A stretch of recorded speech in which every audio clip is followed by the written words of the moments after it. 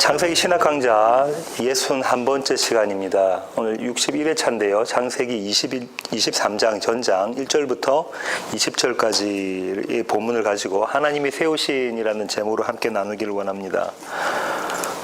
먼저 성경을 한번 보겠습니다. 창세기 23장 1절부터 20절까지 저와 여러분이 한 절씩 교독하시도록 하겠습니다. 1절입니다. 사라가 127세를 살았으니 이것이 곧 사라가 누린 햇수라. 사라가 가나안 땅 헤브론 곧 기럇아르바에서 죽음에 아브라함이 들어가서 사라를 위하여 슬픔을 통하다가 그 시신 앞에서 일어나 나가서 해쪽 속에게 말하여 이르되 나중에 나그네여 거류하는 자이니 당신을 위해서 내게 매장할 소유지를 주어 내가 나의 죽은 아들 내 앞에서 내어다가 장사하게 하소서. 해쪽 속에 아브라함에게 대답하여 이르되 내 죄를 들으소서. 당신은 우리 가운데 있는 하나님이 세우신 지도자이시니 우리 여신중에서 좋은 것을 택하여 당신의 죽은 자를 장사하소서. 우리 중에서 자기 묘실에 당신이 죽은 자 장사함을 금할 자가 없으리이다. 아브라함이 일어나 그 땅 주민 해쪽 속을 향하여 몸을 굽히고 그들에게 말하여 이르되 나로 나의 죽은 자를 내 앞에서 내어다가 장사하게 하는 일이 당신들이 뜻일진데 내 말을 듣고 나를 위하여 수아의 아들 에브론에게 구하여 그가 그의 밭머리에 있는 그의 막벨라 굴을 내게 주도록 하되 충분한 대가를 받고 그 굴을 내게 주어 당신들 중에서 매장할 소유지가 되게 하기를 원하노라 하매 에브론이 해쪽 속중에 앉아있더니 그가 해쪽 속 곧 성문에 들어온 모든 자가 듣는 데서 아브라함에게 대답하여 이르되 내 주여 그리 마시고 내 말을 들으소서. 내가 그 밭을 당신에게 드리고 그 속의 굴도 내가 당신에게 드리되 내가 내 동족 앞에서 당신에게 드리오니 당신의 죽은 자를 장사하소서. 아브라함이 이에 그 땅의 백성 앞에서 몸을 굽히고 그 땅의 백성이 듣는 데서 에브론에게 말하여 이르되 당신이 합당히 여기면 청하건대 내 말을 들으시오. 내가 그 밭값을 당신에게 주리니 당신은 내게서 받으시오. 내가 나의 죽은 자를 거기 장사하겠노라. 에브론이 아브라함에게 대답하여 이르되 내 주여 내 말을 들으소서. 땅값은 은 400세겔이나 그것이 나와 당신 사이에 무슨 문제가 되리이까. 당신의 죽은 자를 장사하소서. 아브라함이 에브론의 말을 따라 에브론이 해쪽 속에 있는 데서 말한 대로 상인이 공용하는 은 400세겔을 따라 에브론에게 주었더니 마물의 앞 막벨라에 있는 에브론의 밭 곧 그 밭과 거기에 속한 굴과 그 밭과 그 주위에 둘린 모든 나무가 성문에 들어온 모든 해쪽 속에 보는 데서 아브라함의 소유로 인정된지라. 그 후에 아브라함이 그 안에 사라를 가나안 땅 마물의 앞 막벨라 밭 굴에 장사하였더라. 마물에는 곧 헤브론이라. 이와 같이 그 밭과 거기에 속한 굴이 해쪽 속으로부터 아브라함이 매장할 소유지로 확정되었더라. 아멘. 예, 좀 비교적 길었는데요. 이 23장 전체는 이런 얘기인 거죠. 아브라함이 그의 아내 사라를 막벨라 밭굴에 장사하였더라가 전체 주제고요. 이 장사에 관해서 한 두 가지 측면을 살펴볼 수가 있는데요. 누구를 장사 지냈냐면 사라, 아브라함의 아내 사라를 장사 지냈고요. 어디다 장사를 지냈냐면 막벨라 밭굴에다가 장사를 지냈죠. 그리고 이 두 가지 대해서 오늘 좀 살펴보도록 하겠습니다. 먼저 사라에 대해서 소개해 보면요. 평생을 남편 아브라함과 함께한 여인이다. 그죠? 평생을 아브라함과 함께 했다. 이건 어떤 의미를 가지냐면 이 아브라함은 우리가 어떻게 부르죠? 성경에서 아브라함은 뭐라고 부르죠?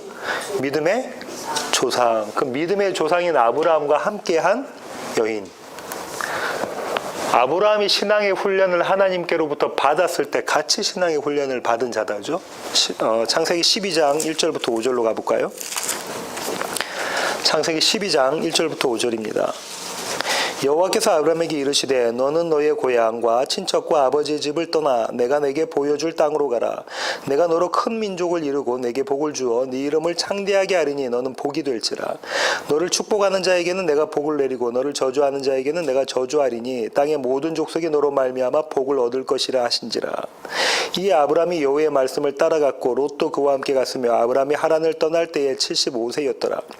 아브라함이 그의 아내 사레와 조카 롯과 하란에 하란에서 모은 모든 소유와 얻은 사람들을 이끌고 가나안 땅으로 가려고 떠나서 마침내 가나안 땅에 들어갔더라.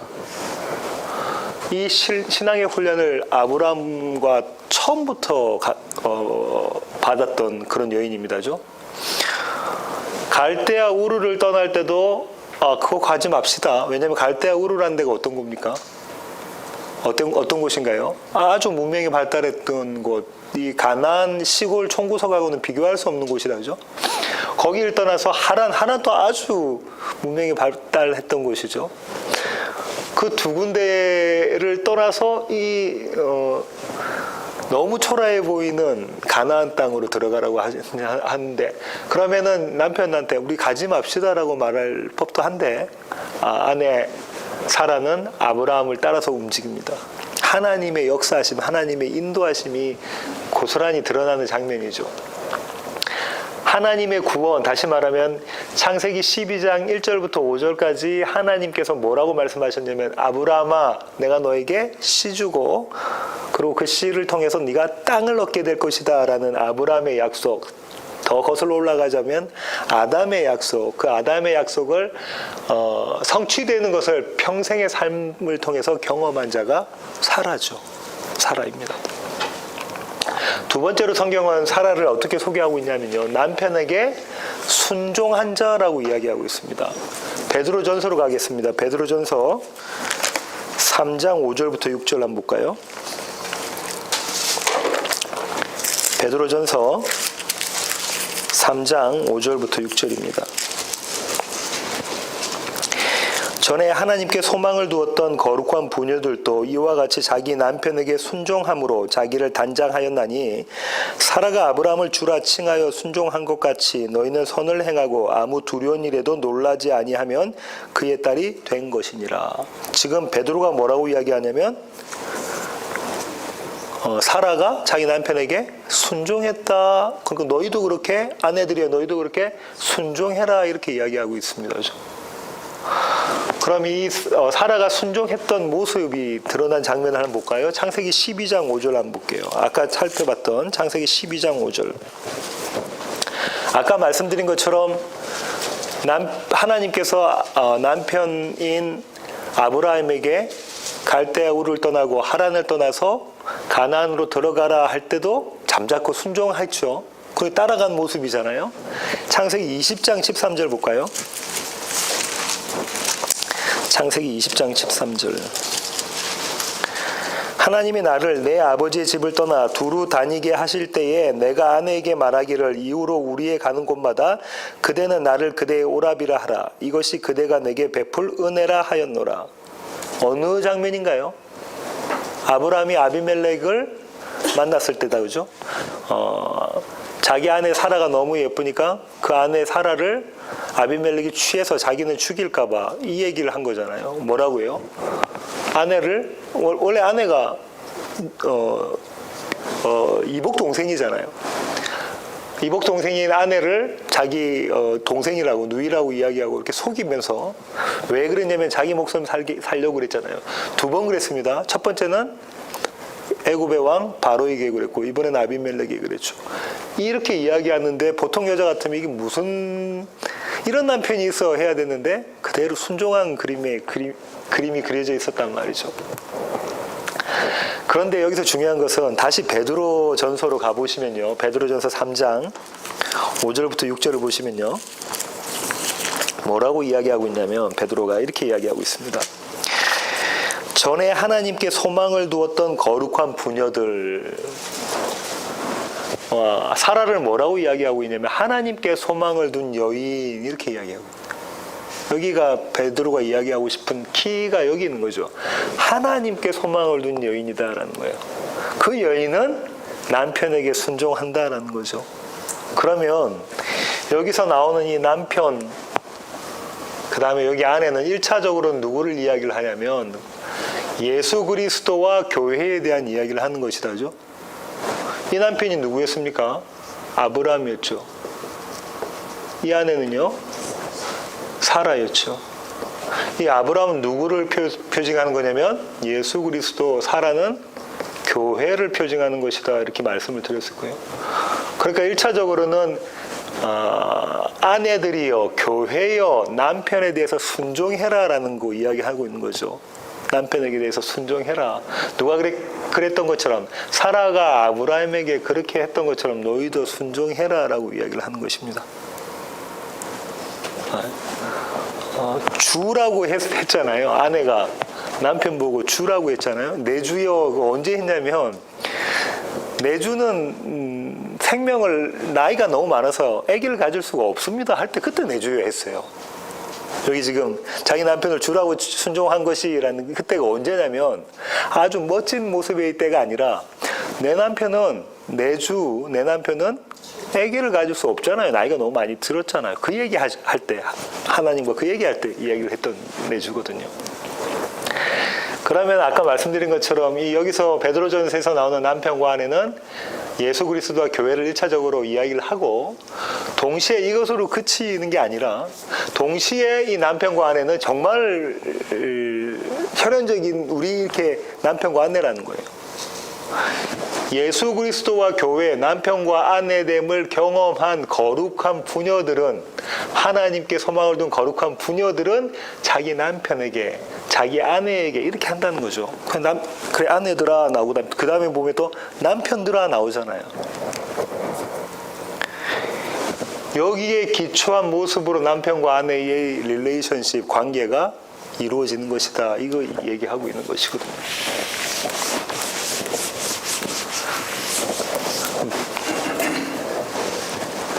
정말로 그 사라가 남편에게 순종하는 그 그림은 어떤 모습의 그림이냐면 사실상 사라에게 포커스가 있는 것이 아니라 누구에게 포커스냐면 하나님의 일하심에 대한 포커스가 있는 것이죠. 하나님의 일하심에 대한 포커스가 있는 것입니다. 마지막으로 이 성경은 사라를 어떻게 소개하고 있냐면 이스라엘의 어머니라고 소개하고 있는데요. 창세기 17장 16절로 가볼까요?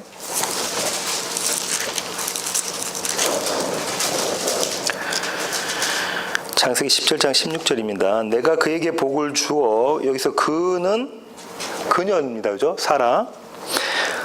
그녀가 내게 아들을 낳아주게 하며 내가 그녀에게 복을 주어 그녀를 여러 민족의 어머니가 되게 하리니 민족의 여러 왕이 그에게서 나리라. 사라는 여러 민족의 어머니가 된다는 건데 궁극적으로는 이스라엘의 어머니가 된다라는 이야기를 하고 계시는 것이고요. 이 사라를 뭐라고 지금 이야기하고 있냐면 사라가 이제 지금 죽었잖아요. 그 죽은 자를 뭐라고 하나님께서 말씀하고 계시냐면 복 있는 자로 이야기를 하고 계시네요. 시편 116편 5절 15절 한번 보겠습니다.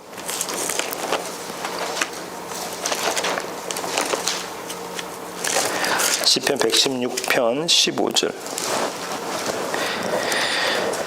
그의 경건한 자들의 죽음은 여호와께서 보시기에 귀중한 것이로다. 경건한 자들의 죽음은 여호와께서 보시기에 귀중한 것 이렇게 이야기하고 있네. 하나님의 관심이 거기에 있다라고 이야기하고 있다죠. 이 부분을 어떻게 계시록에서는 이야기하고 있냐면 계시록 14장 13절로 가볼까요? 또 내가 들으니 하늘에서 음성이 나서 이르되 기록하라. 지금 이후로 주 안에서 죽는 자들은 복이 있도다 하시매 성령이 이르시되 그러하다. 그들이 수고를 그치고 쉬리니 이는 그들의 행한 일이 따름이라 하시더라. 계시록에서는 지금 이 죽은 자, 사망한 자를 복이 있다라고 이야기하고 있다는 거죠. 네, 근데 이게 중요한 게 뭐죠? 주 안에서 죽은 자입니다. 주 안에서 죽은 자. 주 안에서 죽은 자가 복이 있다. 이렇게 무슨 복이냐면 부활의 복이죠. 생명의 복입니다. 마지막 때에 예수 그리스도가 재림해서 오실 때의 부활하심과 동시에 지금 주 안에서 생명을 누리는 것까지, 그러니까 지난번에 한번 말씀을 드렸잖아요. 이 완성, 마지막 때에 예수님의 재림 때에 완성이 역사 가운데 침투에 들어오잖아요.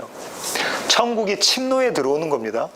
이 침노에 들어온다는 건 어떤 거냐면 그냥 우리가 감당할 수 없는 힘으로 우리 역사 가운데 확 꽂혀 들어오는 거예요. 우리가 저항할 수 없는. 그 천국이 침노에 들 때 이 천국의 완성이잖아요. 이 완성이 천국이 우리 가운데, 완성이 우리 가운데 침투해 들어오면 이때가 우리가 지금 역사를 살고 있는 이때잖아요. 그럼 이게 완성이라는 거, 천국이라는 거 다른 말로는 생명이라고도 이야기하고 다른 말로는 의라고도 이야기하고 그죠? 그럼 이 생명이 우리 가운데 침투해 들어왔으니까 이때 우리는 이미 생명, 부활을 살고 있는 자들이죠. 우리 삶 가운데. 근데 그것이 정말로 가면서 이제 예수님이 재릴 때 완전히 완성된다라는 것이죠. 예수님과 함께 있는 자들이 완전히 완성된다. 이때는 가시적으로 그렇게 보인다는 거죠. 그 개념으로 부활을 이해를 하셔야 됩니다. 정말로 그럼 육체의 부활이 없냐? 아니요. 육체의 부활이 마지막 때 있는 거죠. 주 안에서 죽은 자는 복이 있다. 무슨 복? 생명의 복, 부활의 복이 있다. 그 말씀하고 계시는 것이고, 요 얘기를 오늘 그 본문에서 좀 찾아볼 수가 있는데요. 창세기 23장 3절 한번 보세요. 그 시신 앞에서, 그녀죠. 그녀의 시신 앞에서 일어나 나가서라고 되어져 있는데 거기에 원래 히브리어로는 나가서라는 얘기는 없고요. 그녀의 시신 앞에서 일어나다라는 게 있어요. 그녀의 시신 앞에서 일어나다. 근데 이 시신 앞에서 이게 반임이 얼굴 앞이잖아요. 얼굴이잖아요. 그 시신 앞에서 일어난다라는 건 어떤 거냐면 마치 어떤 죽은 자가 있으면 그 얼굴 앞에 위에 있다가 싹 일어나는 장면인 거예요. 부활하는 장면 같은 거잖아요.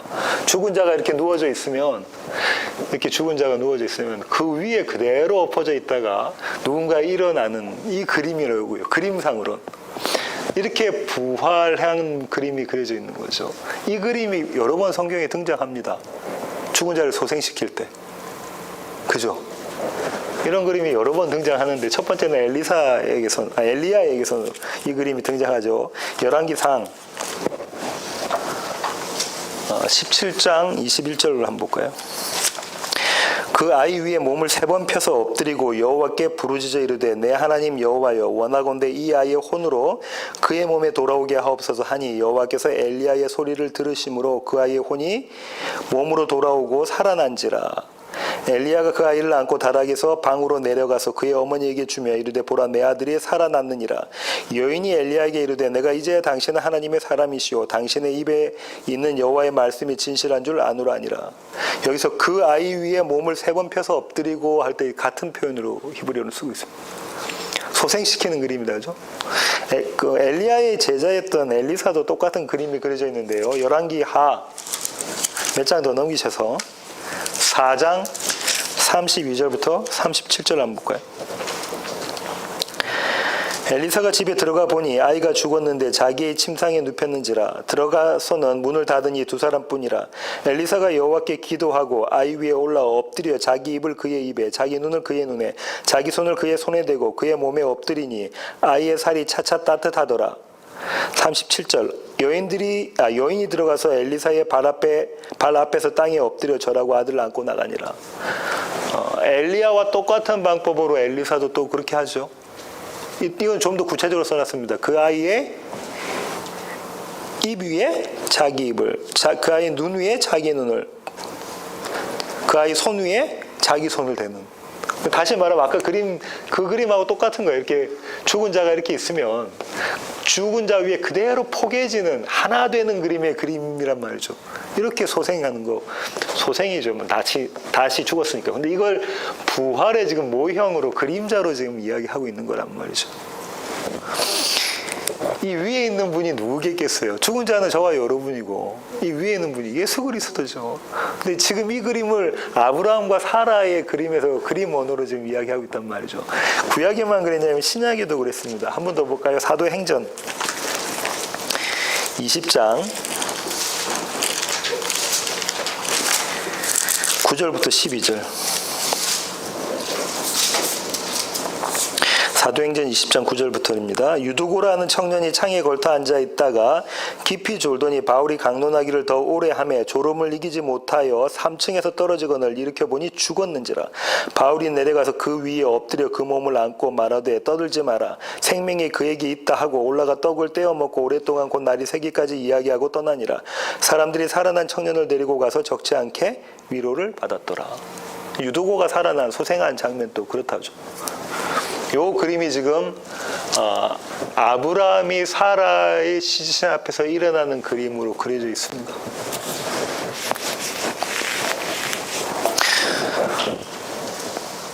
그럼 뭘 이야기하려고 하냐면 아브라함을 통해서 사라가 이렇게 있잖아요. 사라는 교회를 이야기하고 아브라함은 예수 그리스도를 이야기한다고 말씀드렸고요. 한편으로는 아브라함은 예수 그리스도를 담은 성도입니다. 사라도 마찬가지고 이 두 가지 측면을 다 이야기하고 있거든요. 이 아브라함을 통해서 사라가 부활되는 것, 소생하는 것, 이 그림이 생명을 얻는 것, 이 그림이 그려져 있다. 이걸 설명하려고 하는 것이라고 말씀드릴 수가 있겠습니다.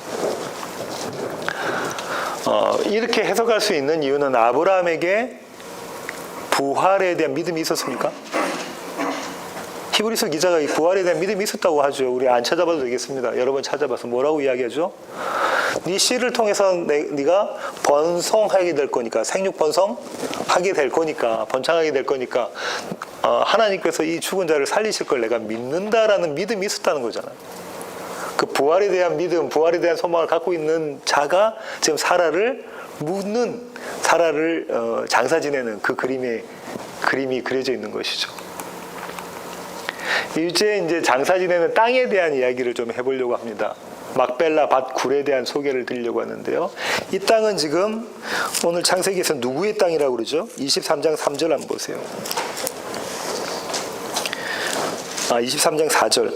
나는 당신들 중에 나그네여 거류하는 자이니 당신들 중에서 내가 내게 매장할 소유지를 주어 내가 나의 죽은 자를 내 앞에서 내어다가 장사하게 하시오. 누구의 땅이라고요? 해쪽 속의 땅이고요. 아브라함은 자기의 정체성을 뭐라고 이야기합니까? 나는 나그네라고 이렇게 거류하는 자다. 그냥 잠시 있는 템플롤이 있는 자다. 이 땅에 템플롤이 있는 자다 이야기하는 거죠. 뭐에 대한 거 아니면 나그네 삶에 대한 이야기를 하는 겁니다. 장막을 쳤다가 또 거두고 또 쳤다가 거두고 하는 그림이 그려져 있는 거잖아요. 그런데 이 땅은 해쪽 속의 땅이니까 그 중에서 장사 지낼 땅만큼만 나한테 주세요. 이렇게 아브라함이 이야기를 하고 있네요. 무슨 이야기를 하고 있냐면 그 땅에 대한 소유권 이전을 요청하는 겁니다. 그 당신네들 땅인데 그 땅 내게 주세요. 이 소유라는 단어를 4번 사용합니다. 아브라함이 아주 많이 강조를 해서 사용하는 거죠. 이 땅 주세요. 이 땅 주세요. 이 땅 주세요. 장사 지낼 땅을 달라고 이야기를 하고 있죠. 땅 임자는 에브론인데요. 이 에브론이 그냥 가져가세요라고 3번을 이야기합니다. 11절 보세요. 내 주여 그리 마시고 내 말을 들으소서. 내가 그 밭을 당신에게 드리고 그 속의 굴도 내가 당신에게 드리되 내가 내 동족 앞에서 당신에게 드리오니 당신의 죽은 자를 장사하소서. 그냥 풀이로 가져가세요라고 이야기를 하잖아요. 풀이로 가져가세요. 그냥 무상으로 양도해 주려고 합니다. 그런데 아브라함은 그렇게 이야기하지 않죠. 근데 이 그냥 아브라함에게 땅을 주겠다라는 데서는 해쪽 속의 상술이 드러나게 되는데요. 주고 난 다음에 이 땅 그러면은 소유자가 아브라함으로 이 소유권이 이전되냐면 다툼이 있을 수 있죠. 분쟁이 생길 수가 있습니다. 왜 이게 상술이라고 볼 수 있냐면 은 400세겔에 팔잖아요. 이 은 400세겔이라는 돈은 엄청난 돈입니다.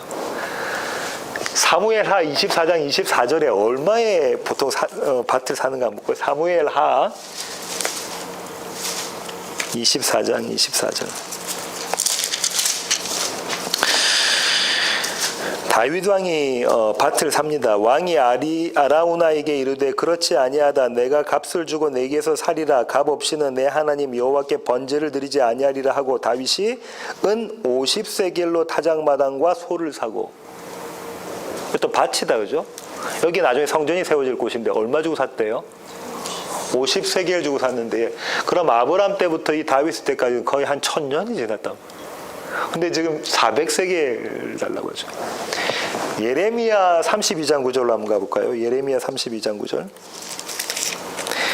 내 숙부의 아들 하나멜의 아나돗에 있는 밭을 사는데 은 17세겔을 달아주되. 얼마예요? 17세겔. 그러니까 이 400세겔이라는 거 엄청난 돈이죠. 그죠? 지금 에브론이 뭐라고 이야기하는 거냐면 그냥 가져가세요. 그냥 가져가세요. 그냥 가져가세요. 3번 이야기해 놓고 아니다. 내가 값 치르겠다 하니까 뭐라고 합니까? 400세겔 내세요. 이렇게. 전형적인 중동에 있는 사람들이 상술이다. 그죠? 많이 우리 경험해 보지 않습니까? 샌프란시스코 제가 처음에 아내랑 결혼해서 와서 뭐 카메라 한 개 살려고 갔는데 그 중동 지역에서 사는 분이 파는 건데요. 그냥 공짜인 것처럼 파는 것처럼 하지만 결국은 값을 그렇게 붙이는.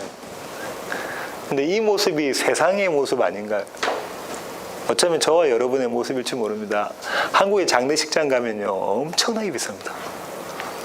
모든 게 다 돈이거든요. 돈 없는 사람은 장례식을 치를 수 없을 정도로 비쌉니다. 이 땅을 아브라함이 거금을 주고 삽니다. 그래서 23장 18절 보세요. 성문에 들어온 모든 해 족속이 보는 데서 아브라함의 소유로 확정된지라.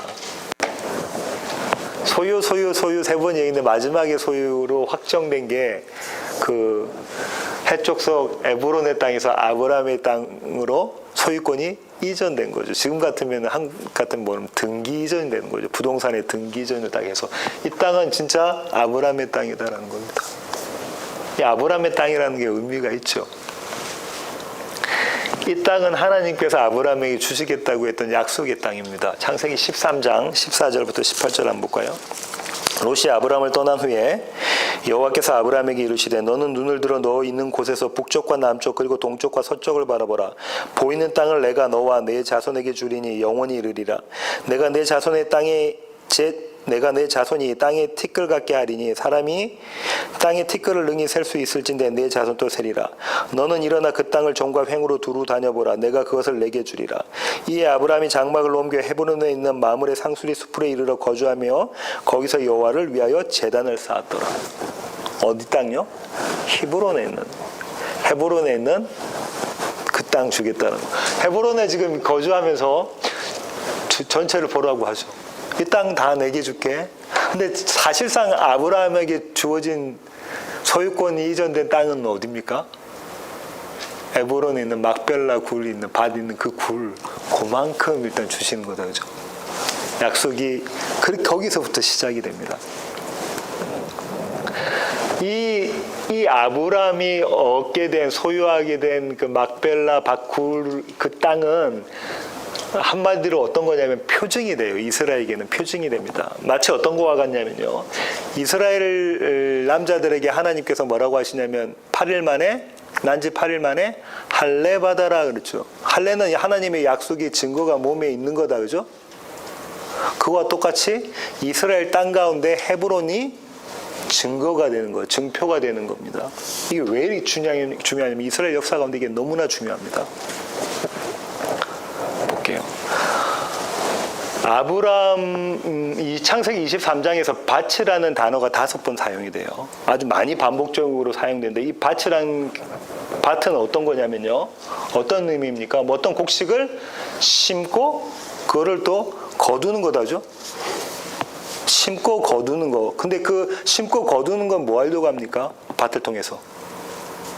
먹으려고 하는 거예요. 생명에 관한 거에 대한 얘기하는 거다. 이 밭 이렇게 나오면 뭐에 대한 얘기하냐면 심고 거둠 뭘요? 곡식을 그렇게 할 거 아니에요. 이게 뭡니까? 생명에 관한 것이다. 무언가 생명을 지금 심는 장면의 그림이 그려져 있겠다죠. 거두시는 하나님과 대조적으로 뭔가 심는 게 있는데 그걸 잘 보시면 이런 거예요. 아브라함은 지금 이 표징된 할례에 표징된 이 밭에다 사라를 묻으면서 무엇을 동시에 심고 있냐면 사라를 묻는다는 거 이거 심는 거예요. 뭘요? 믿음을 심고 있습니다. 소망을 심고 있습니다. 이 그림이 이야기가 나와져 있죠. 자 보십시오. 아브라함과 이삭은 75년 동안 함께했고요. 야곱은 아브라함과 15년 동안 함께했어요. 그럼 뭐 어떻게 되냐면 아브라함 아들 이삭 아들 야곱 물론 에서도 있겠죠. 이 세 3대가 한 장막에 같이 있었던 거죠. 그럼 아브라함의 이야기를 이삭이 다 알고 있습니다. 이삭이 15살 때 제단 위에 올라가서 죽을 뻔했던 거 야곱이 다 알고 있겠죠. 왜냐하면 몇 년 살았다고 15년, 야곱이 15년 동안 함께 살았으니까요. 그래서 항상 아브라함과 이삭과 야곱의 하나님이라고 이스라엘이 이야기하잖아요. 이들에게 의미가 있는 땅이 지금 이 땅이 있는 거예요. 막벨라 굴의 땅. 보세요. 아브라함과 이삭과 야곱은, 그리고 동감의 요셉은 이 땅에 대해서, 자기가 묻힐 땅에 대해서 계속해서 유언을 남깁니다. 이스라엘 백성들에게 내가 그 땅에 묻혀야 돼. 아브라함과 이삭과 야곱의 하나님께서 약속하셨던 그 땅에 내가 묻혀야 된다는 얘기를 계속하고 있어요. 창세기 25장 7절부터 10절로 가볼까요? 25장 7절부터 10절. 아브라함의 향년이 175세라 그의 나이가 높고 늙어서 기운이 다하여 죽어 자기 열조에게로 돌아가매 그의 아들들인 이삭과 이스마엘이 그를 마므레의 앞 해쪽 속 소알의 아들 에브론의 밭에 있는 막벨라 굴에 장사였으니 이것이 아브라함이 해쪽 속에서 산 밭이라. 아브라함과 그의 아내 사라가 거기 장사되니라. 여기에 그럼 아브라함과 사라가 장사됐고 또 이삭과 리브가가 장사되고 또 야곱하고 계속해서 거기서 장사되는 그림이 그려져 있겠죠. 왜 열조 애들 같이 들어가냐면 이스라엘은 한국하고 달라서 어떻게 하냐면요. 굴에다 굴을 파놓고 이런 어떤 이 돌 같은 걸 만들고 여기다 시체를 이렇게 놔두죠. 그리고 둘둘둘 말립니다. 뭘로? 세마포로 말죠. 그리고 시간이 지나면 뭐만 남겠냐면 뼈만 남겠죠. 그럼 뼈를 걷어다가 그 옆에 뭐 항아리 같은 데 놔요. 그러면 할아버지 항아리, 뭐 항아리가 있겠죠. 그 열조와 함께 묻히는 그림이 그려져 있는 겁니다. 지금 우리 같으면 저희 시골에도 있는 납골당 같은 한 집안의 납골당처럼 이스라엘은 그런 장례 문화를 가지고 있거든요. 50장 13절 한번 가볼까요? 창세기 50장. 창세기 마지막은 어떻게 끝나고 있는가 한번 볼게요. 그를 가나안 땅으로 메어다가 마므레 앞 막벨라 밭 굴의 장사였으니 이는 아브라함이 해쪽 속 에브론에게 밭과 함께 사서 매장지를 삼은 곳이더라. 누가 여기서 장사된 겁니까 지금? 야곱이 장사됐다 하죠. 아브라함과 이삭과 야곱의 하나님 할 때 그 야곱이 마지막으로 여기서 장사 지내죠. 그 다음에 이제 요셉이 죽을 때 어떻게 얘기하는가 볼까요? 25절 보세요. 요셉이 또 이스라엘 자손에게 맹세시켜 이르기를 하나님이 반드시 당신들을 돌보시리니 당신들은 여기서 내 해골을 메고 올라가겠다 하라 하였더라. 요셉이 110세의 죽음에 그들이 그의 몸에 향 재료를 넣고 애굽에서 입관하였더라. 요셉은 어디서 장사됩니까? 애굽에서. 어떤 방식으로요? 애굽 스타일의 방식으로 장사 지내는데 유언은 뭐라고 남기죠? 내 해결을 메고 어디로 가라는 거예요? 약속의 땅으로 가라라는 거잖아요. 그래서 400년 뒤에 이스라엘이 요셉의 해골을 메고 가게 됩니다. 물론 요셉은 딱 그 땅이 아닌데 자기 지파의 땅에다 묻히게 되는데요. 결국은 이 그림이 뭘 이야기하는 겁니까? 왜 지금 아브라함은 사라를 거기다 그 땅을 소유해가지고 묻게 하는 건가요? 좀 전에 말씀드렸잖아요. 사라를 묻으면서 이스라엘의 믿음을 심는 거라니까. 사라를 심으면서. 약속의 소망임과 동시에 그것은 부활의 소망이고 생명의 소망이다. 이렇게 우리가 하나님께서 우리를 살리실 것이다 라는 것을 심고 있는 그림이 그려져 있는 거죠. 그래서 막벨라 굴이 중요합니다.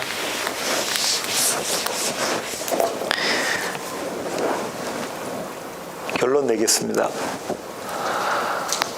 오늘 이 결론은 막벨라 밭 굴의 구입 사건에 관한 것인데요. 이 막벨라 밭 굴을 아브라함이 구입하고 거기다 사라를 장사 지냈다는 것은 믿음의 조상인 아브라함의 신앙 고백임과 동시에 하나님의 백성들의 신앙 고백이다. 그죠? 아내를 장사 지내는 게 신앙 고백이라니까요. 거기에 뭐가 들려있습니까? 하나님의 약속에 대한 믿음을 심은 것. 그 다음에요, 부활 소망을 심은 것. 이게 신앙 고백이잖아요. 히브리서 11장 9절부터 10절로 가볼게요. 믿음으로 그가 이방의 땅에 있는 것 같이 약속의 땅에 거류하여 동일한 약속을 유업으로 함께 받은 이삭 및 야곱과 더불어 장막에 거하였으니 이는 그가 하나님이 계획하시고 지으실 터가 있는 성을 바랐음이라. 좀 더 내려가 볼게요. 13절부터 16절. 이 사람들은 다 믿음을 따라 죽었으며 약속을 받지 못하였으되 그것들을 멀리서 보고 환영하며 또 땅에서는 외국인과 나그네임을 증언하였으니 그들이 이같이 말하는 것은 자기들이 본향 찾는 자임을 나타냄이라. 그들이 나온 바 본향을 생각하였더라면 돌아갈 기회가 있었으려니와 그들이 이제는 더 나은 본향을 사모하니 곧 하늘에 있는 것이라. 이러므로 하나님이 그들의 하나님이라 일컬음 받으심을 부끄러워하지 아니하시고 그들을 위하여 한 성을 예비하셨느니라. 놀라운 얘기가 나오죠. 뭐라고 이야기가 나오냐면 아브라함, 아까 말씀드린 것처럼 아브라함, 이삭, 야곱이 한 장막 안에서 거했다. 그렇게 이야기하고 있죠. 동일한 약속을 유업으로 받았다. 이렇게 이야기해요. 함께 받은, 그러니까 아브라함이 받은 거, 지금 아브라함이 받은 거, 아들이 받은 거, 손자가 받은 거 함께 받은 걸로 이야기하고, 다시 말하면 이스라엘이 받은 거, 저와 여러분이 교회가 받은 것에 대한 이야기를 하고 장막에서 살았다라고 이야기하죠. 나그네 삶을 살았다 이렇게. 그러면서 히브리서 기자는 이들은 어떤 성, 한 성을 기대하고 소망했다라고 이야기를 하고요. 근데 이 성은 어떤 성인 거예요? 눈에 우리가 보이는 이스라엘인가요? 유대인가요? 가나안 땅. 지금 중동에 있는 그 가나안 땅 이야기하는 건가요? 그렇지 않습니다. 뭐라고 히브리서 기자 그러죠? 하늘에 있는 성이다 이렇게 이야기합니다. 그죠? 하늘에 있는 성, 하늘에 있는 본향, 그곳이다라고 이야기하고 있죠. 16절에서 그거 이야기하고 있습니다. 그러면 믿음의 조상 아브라함과 이삭과 야곱은 이 땅의 삶을 살아가면서 이 땅이 아니구나, 이 땅이 아니구나를 조금씩 알아가면서 뭘 소망하겠다는 거예요.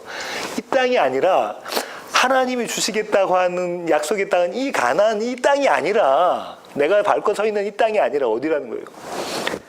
하늘에 있는 저기시구나, 하늘에 있는 예루살렘 성이구나를 봤다는 거잖아요. 히브리서 기자 그렇게 이야기해요. 그걸 본 자가 지금 뭐 하는 거예요?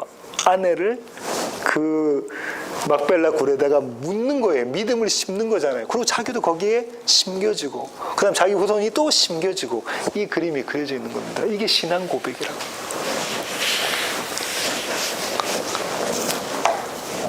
근데 이거는 자기가 할 수 없는 거잖아요. 왜냐하면 이렇게만 딱 되면 우리는 누구에게 포커스를 맞추게 되냐면 아브라함에게 포커스를 맞추게 되어져 있습니다. 그죠? 아브라함을 믿음의 조상이라고 거기에 포커스를 맞추게 돼 있는데 그게 아닌 게, 왜냐하면 오늘 본문에서 해족속들이 뭐라고 말하냐면 아브라함을 하나님이 세우셨다라고 이야기하고요. 이 하나님이 세우셨다라는 고백은 여러 번 등장하는데요. 처음에는 누구에게 등장하냐면, 제가 지금 시간이 없어서 안 찾겠습니다. 12장에 가면 애굽왕 바로가 하나님을 경험하죠. 그래, 하나님이 너와 함께 하신다는 이야기를 합니다. 14장에 가면 아브라함이 자기 가솔들 데리고 와서 4개국 연합국과 싸워서 이기고 돌아올 때 어떤 왕을 만나죠? 멜기세덱 만나고, 너의 공로가 아니야, 하나님께서 너와 함께 하셨다 이야기하고, 21장에 가면 또 아까 말씀드렸던 아비멜렉 왕이 하나님 너와 함께 하신다는 걸 다 증언을 합니다. 왕들이 그렇게 이야기를 합니다. 하나님이 세우신, 하나님이 함께 하시는 것이다라고 증언을 하죠. 자, 여기서 중요한 건요, 아브라함이 그 안에 사라를 장사였더라라는 것은 이런 측면에서 볼 수 있죠. 아브라함이 예수 그리스도고요, 그 안에는 교회라고 있잖아요. 예수 그리스도는 교회를 반드시 장사시키시는 분입니다. 이게 믿어져야 이 신앙 고백을 하는 장고예요. 어디서 장사시키십니까? 이 땅에서요. 저와 여러분의 역사 가운데, 삶 가운데. 그렇게 장사되지 않은 자들은 언제 장사됩니까? 완성의 때에 장사되죠. 이 땅에서 장사 지는 자들은 완성의 때에 생명 누리는 거죠. 아브라함은 그 안에 사라를 장사 지내는데 이 그림은 예수 그리스도는 반드시 그의 안에인 교회를 장사 지냅니다. 바울이 그렇게 고백하죠. 세상에 대해서 내가 죽었다. 세상에 대해서 내가 죽었다라고 그렇게 장사를 지냅니다. 이 막벨라 굴은요, 아브라함이 매장할 소유주로 확정됩니다. 언제 확정되죠? 값을 치르고 그걸 사고 아내를 거기에 심었을 때. 이제는 이게 누구의 땅이 아니에요. 해족성 세상의 땅이 아니라 누구의 땅입니까? 아브라함의 땅이 됩니다. 이스라엘의 땅이 되죠. 저와 여러분도 마찬가지입니다. 저와 여러분 가운데 있는 해족 속의 땅들을 우리의 삶 가운데 있는 우리의 삶의 영역 가운데 있는 해족 속의 땅들을 예수 그리스도께서 장사 지냄으로 아브라함의 소유주로 확정시키시는 그게 매일매일 삶 가운데 일어난다니까. 이해가 되십니까? 다시 말씀드립니다. 이 땅은 원래 이 막벨라 굴 땅은 누구의 땅이었다고요? 해족 속의 땅이라니까요. 세상의 땅이었어요. 세상 거라고요. 세상. 근데 이 세상 것을 값을 주고 치르신 아브라함이야. 예수 그리스도께서 그 값을 치고 치렀다는 얘기는 뭐냐면 장사 지냈다라는 거잖아요. 거기에다 심었으니까 장사 지낸 그 땅은 누구의 땅이 되는 거예요? 아브라함의 땅, 예수 그리스도의 땅이라고 확정되어지는 것이다라는 거예요. 저와 여러분의 삶 가운데 이것을 예수 그리스도께서가 매일매일 하고 계십니다. 자꾸 우리의 땅이 예수 그리스도의 땅으로 넓혀져 가는 거죠. 마치 빛과 어둠에서는 우리가 어둠이 자꾸 내가 인식되어질 때마다 빛이 더 비춰진 것처럼, 비춰졌다는 결과인 것처럼 똑같은 장면의 그림이 여기에 그려져 있습니다. 이것이 창세기 23장에 나와 있는 막벨라 굴에 대한 이야기고요. 아브라함이 사라를 장사 지내는 것에 대한 의미입니다. 오늘 여기까지 하겠습니다. 기도하시겠습니다. 하나님 아버지 감사합니다. 하나님 그렇습니다. 예수 그리스도께서 안에 있는 저희들을 매일매일 장사 지내고 그리고 그 땅을 해족 속의 땅이 아니라 예수 그리스도의 땅이라고 선포하고 선언하시고 확정지어 가십니다. 하나님 그것이 저희들에게 은혜로 깨달아져 갈 수 있도록 주님 저희들을 붙잡아 주시옵소서. 그 열심을 보이시는 한 분 하나님을 예배하는 오늘의 예배 되기를 원합니다. 예수님의 귀하신 이름으로 기도합니다. 아멘.